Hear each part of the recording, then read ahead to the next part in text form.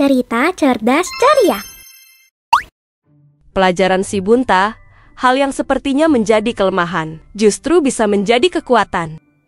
Bunta adalah seekor ikan buntal yang kreatif dan serba ingin tahu yang tinggal di sebuah tempat bernama Terumbu Karang Pelangi. Terumbu itu tempat yang paling menakjubkan di seluruh samudra, dihuni oleh banyak hewan seperti ikan, kura-kura, landak laut, dan kuda laut.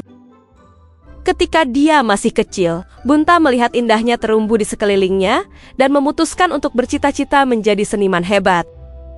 Dia senang melukis di dasar laut berpasir dengan kerang, batu, rumput laut, dan apa saja yang dia temukan di Terumbu Karang Pelangi.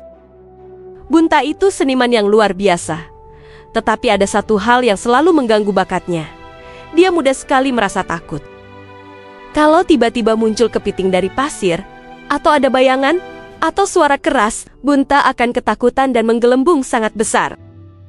Para hewan lain di Terumbu Karang Pelangi selalu menggoda Bunta, menertawakannya ketika dia menggelembung. Bunta takut dengan ikan badut, kura-kura tertawa cekikikan. Bunta mirip bola basket, kuda laut menggodanya. Seperti para seniman, Bunta jiwanya peka. Kata-kata itu sangat melukainya, sehingga terkadang dia berpikir untuk meninggalkan terumbu. Mungkin aku harus pergi ke tempat ikan-ikan lain yang mudah ketakutan, ucapnya dalam hati. Aku tidak cocok dengan ikan-ikan pemberani ini.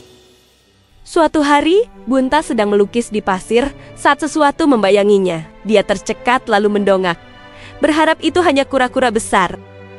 Tapi dia terkejut melihat makhluk panjang bermulut cukup besar untuk menelan cumi-cumi. Tak pernah dia melihat sosok yang berenang sangat cepat. Apakah itu seekor barakuda? Bunta berbisik ke sekawanan kepiting di dekatnya. Saatnya kita bersembunyi. Para kepiting serempak berseru dan secepat kilat menghilang di bawah pasir. Karena takut, Bunta menggelembung menjadi bola berduri dan perlahan berenang ke terumbu karang. Awas teman-teman, ada barakuda. Bunta mencoba bersembunyi di dalam bunga karang, tetapi tubuhnya yang menggelembung tidak muat. Kemudian, dia mencoba masuk ke cangkang kerang, tetapi cangkang kerang itu tidak bisa ditutup. Tubuhnya juga terlalu besar untuk muat.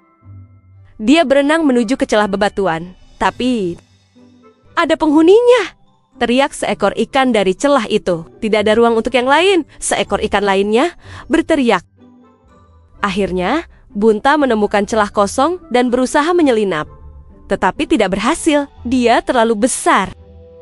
Kini dia seorang diri, melayang-layang di depan terumbu karang, sementara barakuda berenang menuju ke arahnya.